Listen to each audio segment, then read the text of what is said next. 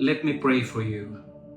Father God in heaven, through the name of your Son Jesus and through the power of your Holy Spirit, we come before you, Lord God, with a humble heart. Patuloy po kami lumalapit at hayaan mo po na sa amin pong pananalangin sa oras na ito, patuloy po kami makasusumpong ng iyong biyaya.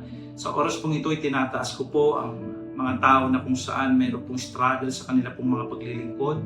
Ang aking pong samot panalangin, patuloy mo pong bigyan ng kakayanan, kapangyarihan upang ma-overcome anuman po ang hamon na mayroon po sila sa kanila pong mga buhay.